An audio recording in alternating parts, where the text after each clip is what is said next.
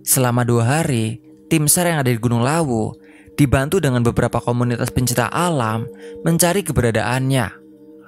Mulai dari titik terakhir ia terlihat hingga ke jalur pendakian lainnya. Namun tidak membuahkan hasil. Selamat malam, selamat siang, atau selamat pagi. Balik lagi dengan gua Dito di channel Mahasiswa Siluman. Bagaimana nih kabar kalian? Semoga kalian dalam kondisi sehat dan baik-baik saja ya. Dan terima kasih karena masih setia mendengarkan cerita dari kami. Kali ini, gue bakal menceritakan kesaksian pendaki yang hilang selama 2 hari di Gunung Lawu. Dan saat ditemukan, berada di dalam jurang dengan ketinggian 7 meter. Saat hilang tersebut, ternyata ada cerita mistis di baliknya. Sebut saja pendaki ini namanya Sal. Saat hilang ia mengaku dipanggil oleh perempuan cantik untuk mengikutinya. Sampai saat dia sadar, dia masuk ke dimensi lain dan bertemu titisan Raja Majapahit yang memberinya sebuah titipan yang bakal merubah hidupnya selamanya. Dan apa sebenarnya titipan yang diberikan kepada Sal? Untuk lebih jelasnya, kita langsung ke cerita. Tapi jangan lupa, sebelum itu, jangan lupa like, share, dan subscribe channel ini dan aktifkan notifikasinya biar kita lebih semangat untuk membuat konten-konten berikutnya untuk menghibur kalian semua. Seperti biasa, pasang earphone-mu, siapkan tempat dan posisi yang nyaman, dan selamat mendengarkan.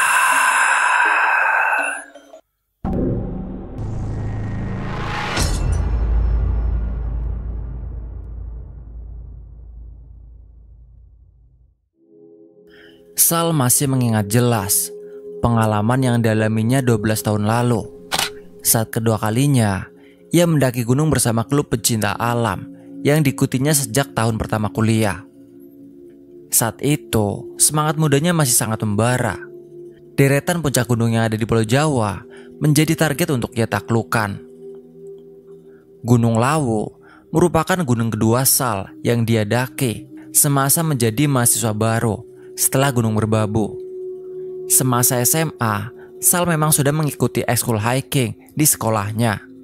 Namun pengalamannya belum terbilang banyak. Ia memang selalu terobsesi untuk bisa menaklukkan beberapa puncak gunung di Jawa. Sal sangat terinspirasi oleh ayahnya yang juga gemar mendaki.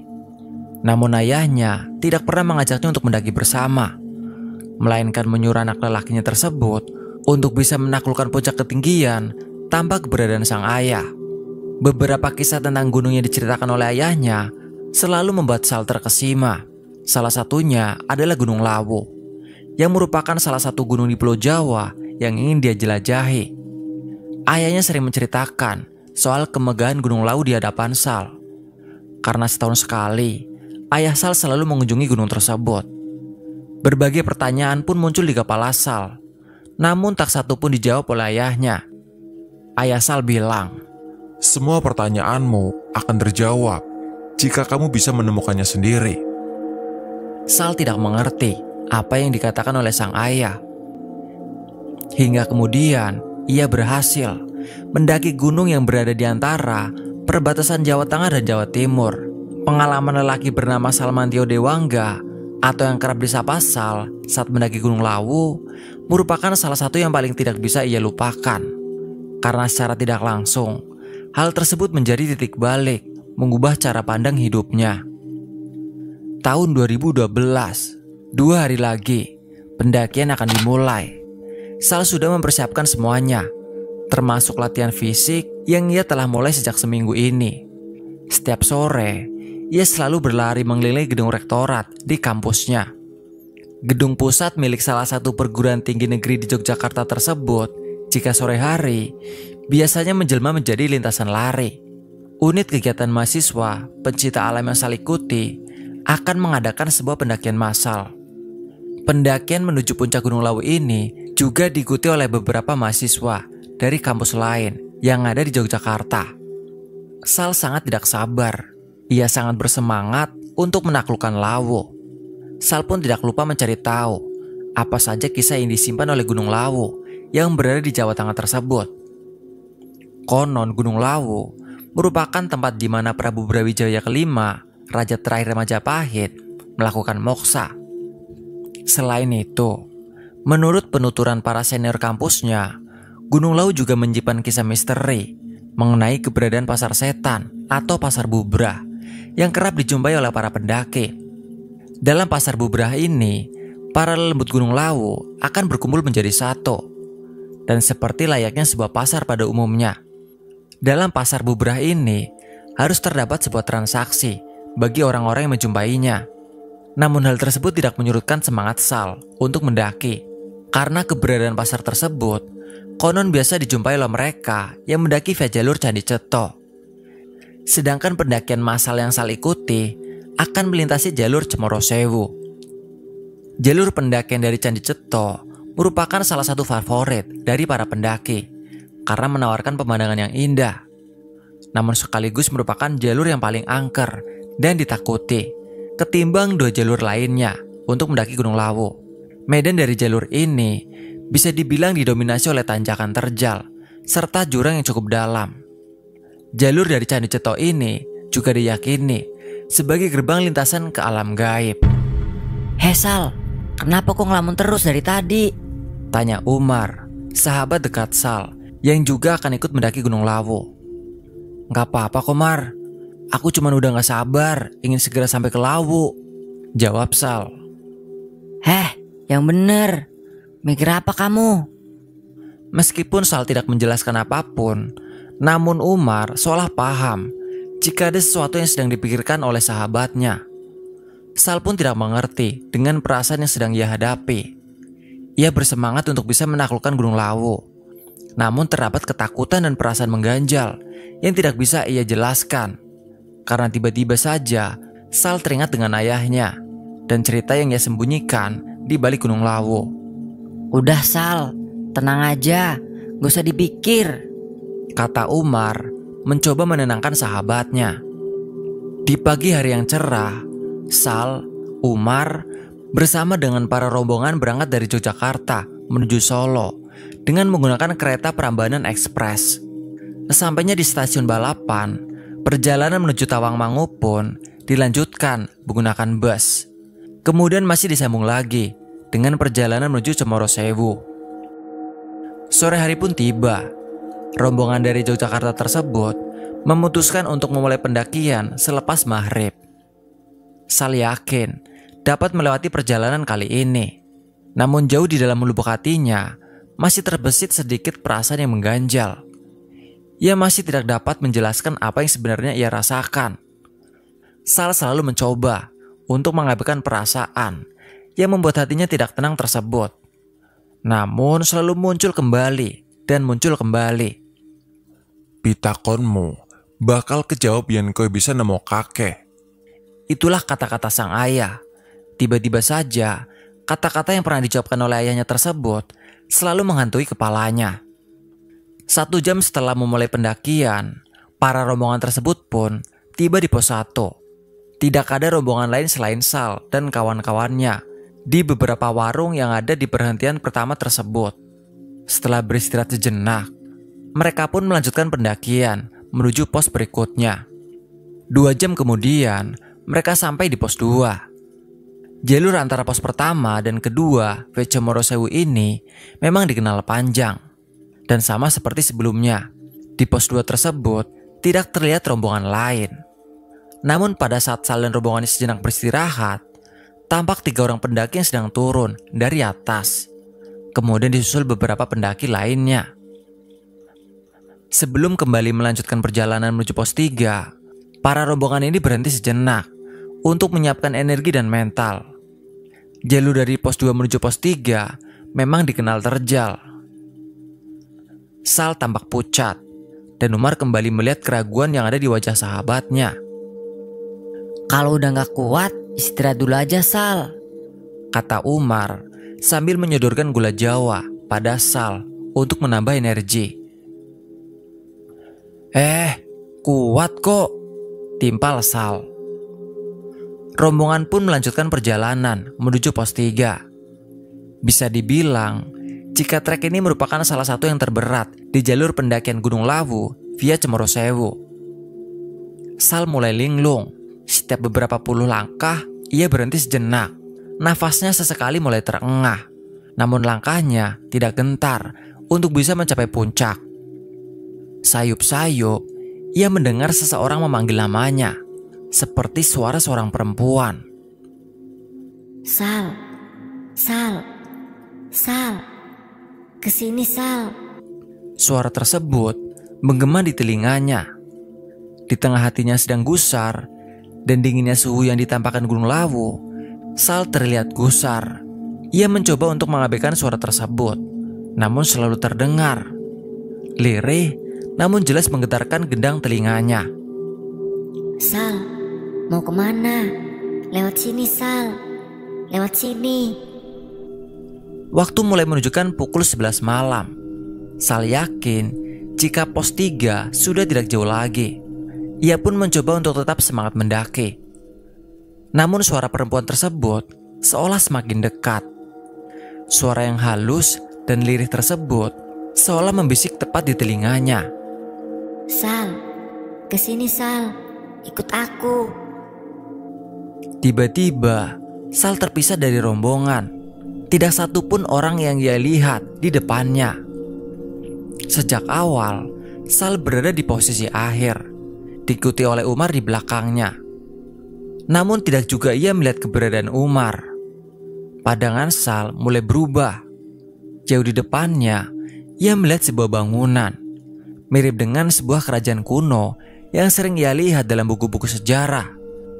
Ia tidak tahu bangunan apa itu. Ia bahkan ragu, mengapa di tempat seperti ini, mengapa bisa ada bangunan semacam itu. Sal, Sal, sini Sal, ada yang ingin bertemu denganmu. Suara perempuan yang lirih tersebut semakin jelas terdengar, seolah mengajak Sal untuk datang mendekatinya. Di hadapannya, tiba-tiba ia melihat seorang perempuan cantik. Tubuhnya terbalut dengan pakaian tradisional, lengkap dengan selendang dan aksesoris lainnya, yang menyerupai pakaian perempuan dari kerajaan Jawa kuno. Perempuan tersebut pun terlihat memakai mahkota berwarna emas, berlapis batu permata warna hijau dan merah yang berkilauan. Perempuan itu menghampiri Sal. Ia mengajaknya untuk terus berjalan ke depan. Ayo Sal, ikut denganku, Katanya dengan suara yang lirih, sambil menghempaskan sebuah selendang tepat mengenai wajah Sal. Hawa dingin merasuki tubuh Sal. Tiba-tiba, ia merasakan rasa pegel yang begitu hebat di persendian tangannya.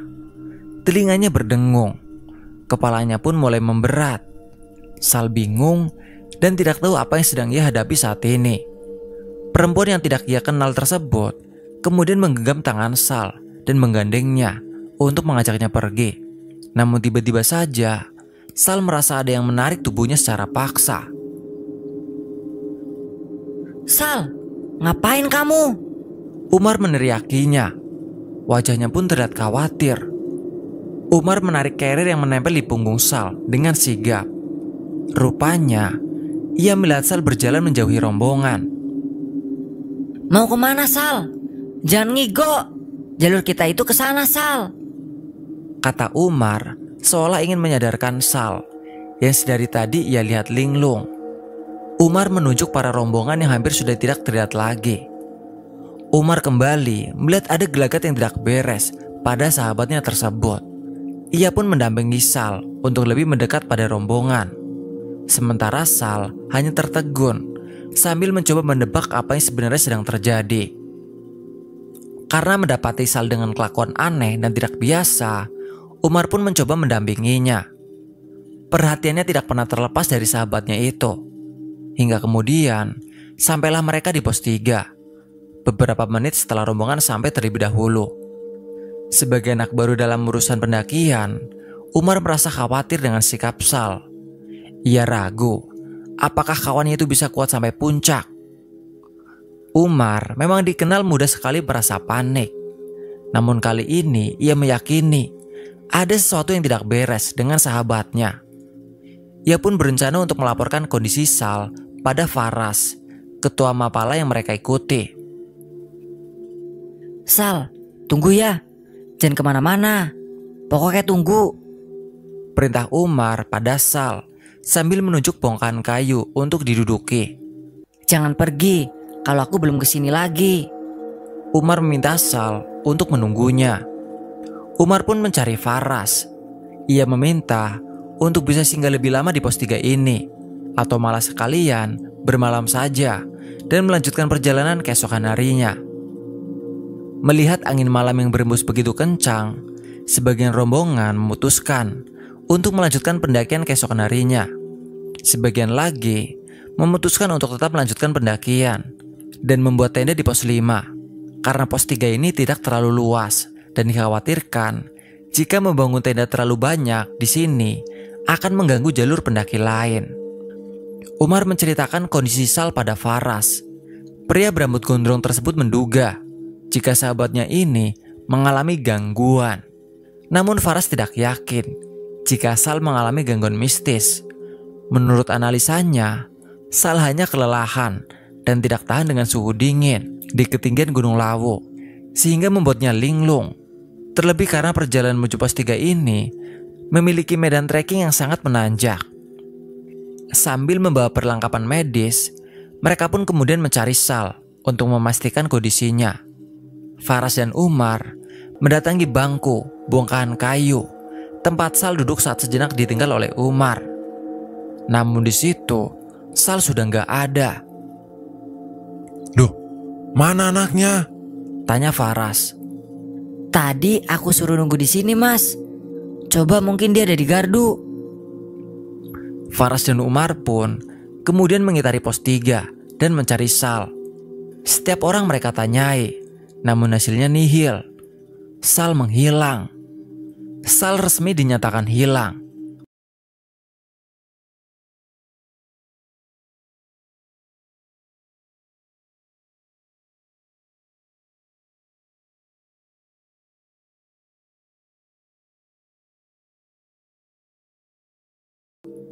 Segala upaya masih terus dilakukan.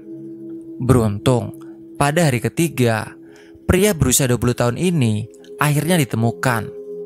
Sal ditemukan oleh tim SAR di dasar jurang sedalam 7 meter di sekitar puncak Gunung Lawu.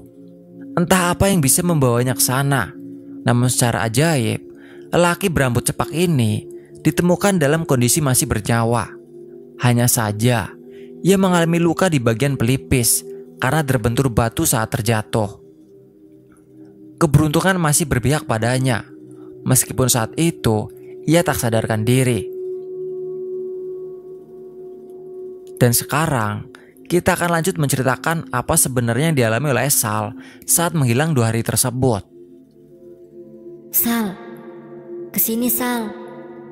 Suara perempuan itu terus memenuhi isi kepala Sal, hingga akhirnya ia kalah oleh rasa penasaran dan mengikutinya.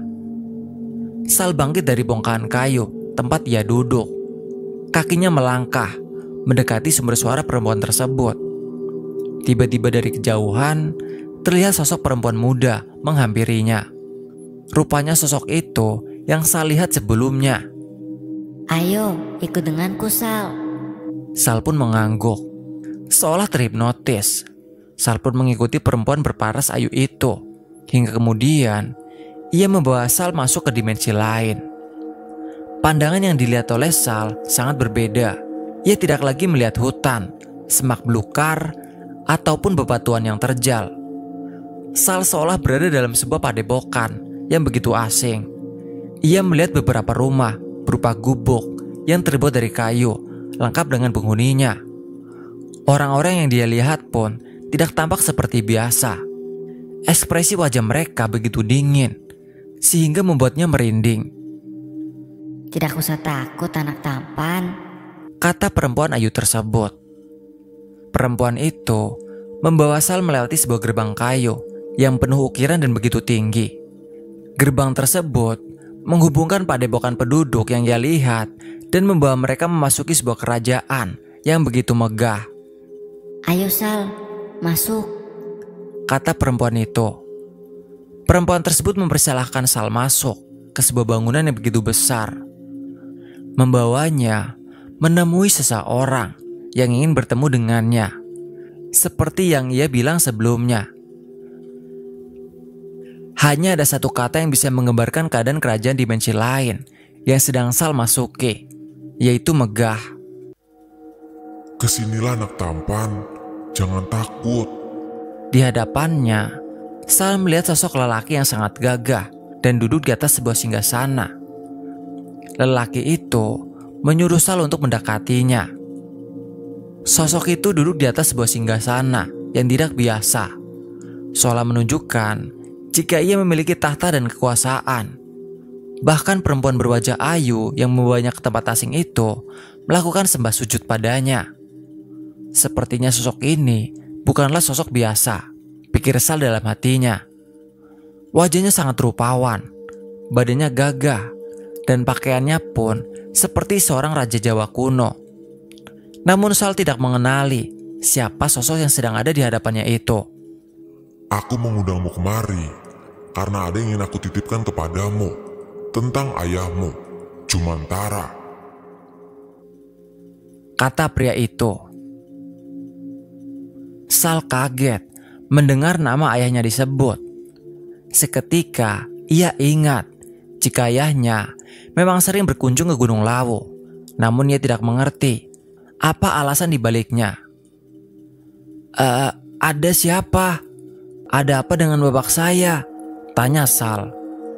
Rupanya lelaki itu merupakan salah satu penunggu Gunung Lawu, titisan dari Raja terakhir Majapahit, Prabu Brawijaya V yang moksa di gunung ini. Ia kemudian menceritakan pada Sal mengenai silsilah Raja Majapahit, hingga kemudian Sal mendengar nama ayahnya disebut kembali. Rupanya darah salah satu kerajaan terbesar di Nusantara tersebut masih mengalir dalam diri ayahnya. Ayahnya adalah keturunan jauh dari Majapahit. Ia pun diberi amanah dan tugas khusus untuk merawat sebuah kerajaan yang kini tak kasat mata yang ada di Gunung Lawu itu. Jumantara, ayah Sal, rutin mengunjungi Gunung Lawu sebulan sekali untuk melakukan ritual keselamatan. Ritual tersebut bukan ditunjukkan untuk dirinya dan keluarganya saja, namun juga bagi kesejahteraan masyarakat Jawa dan orang-orang yang berada di sekitar Gunung Lawu. Jika Jumantara adalah salah satu keturunan jauh dari Majapahit, maka dalam diri Sal juga mengalir darah bangsawan tersebut, dan bisa dikatakan jika dirinya adalah penerus Jumantara. Karena dalam suku Jawa meyakini jika nasib seseorang diturunkan pada anak. Namun Sal masih tidak mengerti apa kaitannya ini semua dengan dirinya. Lelaki gagah berbadan tegap itu mendekati Sal. Ia kemudian menempelkan telapak tangannya di atas kelopak mata Sal. Matanya kemudian terpejam. Seketika, Sal merasakan hawa dingin merasuki tubuhnya. Namun juga terdapat rasa hangat, seolah terdapat sebuah energi yang diantarkan dari telapak tangannya itu. Ia masih tidak mengerti apa yang dilakukan oleh sosok berbadan gagah itu. Ini titipanku, tolong dijaga dan jangan main-main, kata lelaki itu. Lelaki itu kemudian mengangkat tangannya yang menempel pada kelopak mata Sal yang terbejam. Rupanya sosok itu membuka mata batin Sal. Sal pun mulai memahami apa yang dimaksud oleh pria tersebut. Seiring dengan terbuka mata batinnya, ia kemudian bisa melihat semuanya. Dalam benak Sal kemudian muncul bayangan ayahnya yang sedang mendaki Gunung Lawu dan melakukan sebuah ritual. Ia pun melihat ayahnya juga berjumpa dengan pria yang sedang ia jumpai saat ini. Kemudian mereka berdua dikelilingi oleh makhluk-makhluk yang mengerikan, seperti sosok perempuan dengan lidah yang menjulur panjang, genderuwo, perempuan dengan wajah yang rusak, siluman monyet, dan masih banyak lagi. Mereka semua mengelilingi ayah Sal yang terlihat sedang menabur bunga dan meletakkan beberapa singkong bakar. Sekumpulan makhluk tersebut pun berebut bunga yang ditabur oleh Jumantara dan menggerayanginya. Ayah Sal kemudian membakar dupa dan mengucapkan serangkaian persembahan doa. Kini Sal mengerti kenapa ayahnya kerap singgah ke Gunung Lawu. Ia seolah bisa merasakan kemarahan dari makhluk-makhluk yang mengelilingi ayahnya apabila ia tidak datang kemari. Rupanya pria berusia 45 tahun tersebut selalu memberi sesajen atau makanan untuk para penunggu agar tidak marah dan mengamuk di Pulau Jawa. Jauh dalam hati Sal, ia merasakan perasaan ayahnya yang sebenarnya enggan untuk melakukan hal ini. Namun Jumantara, ayah Sal, sudah terlanjur terjerumus dalam tradisi yang mengalir dalam darahnya. Tradisi memberi makanan pada mereka yang tidak kasat mata agar tidak berkeliaran mengganggu manusia. Saiki giliranmu, Le. Pulanglah ke rumahmu. Kamu adalah pengganti Jumantara apabila bapakmu sudah menghadap Yang Maha Kuasa. Pasar Bubra nggak akan ada kalau manusia nggak mencari gara-gara. Dan tradisi itu tetap harus dilakukan, Sal. Kami nggak akan sampai ke dunia manusia jika nggak ada maksud yang akan disampaikan. Ingat itu. Ucap pria itu kembali. Sal mengangguk. Kemudian Sal dipulangkan oleh lelaki tersebut dan seketika ditemukan oleh rombongan tim SAR yang sedang berupaya mencarinya. Namun Sal tidak mengerti mengapa dirinya diharuskan untuk melanjutkan tradisi tersebut. Sementara saat itu masih ada ayahnya yang bisa melakukan hal itu. Apakah ia akan dijadikan tumbal? Hanya itu yang terlintas di kepalanya. Rupanya 3 tahun berselang dari peristiwa itu, Jumantara meninggal dunia karena kecelakaan yang ia alami. Seolah bisa membaca tanda berakhirnya hayat hidup Jumantara, penunggu Gunung Lawu pun meminta seseorang untuk menggantikan perannya tersebut. Sosok titisan raja terakhir Majapahit tersebut pun mengetahui jika Jumantara memiliki seorang anak lelaki yang dinilai bisa menggantikan perannya. Namun ayah Sal tidak dengan gamblang menyampaikan hal ini pada anaknya jika ia adalah seorang pewaris, karena ia tidak ingin menjerumuskan anaknya dalam sebuah tradisi yang harus dijalani. Jumantara mau menjadikan anaknya sebagai penerus dengan catatan Sal harus mengunjungi Gunung Lawu atas keinginannya sendiri. Karenanya, ia selalu menceritakan keagungan gunung ini pada anaknya, namun tidak sedikit pun pernah mengajak Sal untuk mendaki bersama. Tahun 2019, 7 tahun setelah peristiwa hilang di Gunung Lawu pada tahun 2012 tersebut, kini Sal semakin sadar jika dirinya bukanlah orang biasa. Ia diberikan sebuah amanat yang harus ia jaga. Sal yang ada di dalam tubuhnya masih mengalir darah Majapahit, harus menjaga Jawa agar tetap aman dan terhindar dari amukan para makhluk Gunung Lawu dengan cara rutin menyambanginya dan melakukan serangkaian ritual yang juga kerap dilakukan oleh ayahnya dulu. Terlebih setelah 3 tahun berlalu ayahnya meninggal, semuanya seolah dilimpahkan kepadanya. Mata batin Sal yang sudah dibuka oleh titisan raja di Gunung Lawu tersebut pun membuatnya lebih peka.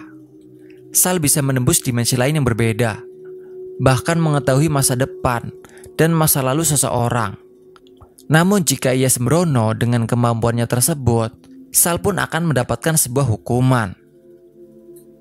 Sekian cerita ini, terima kasih.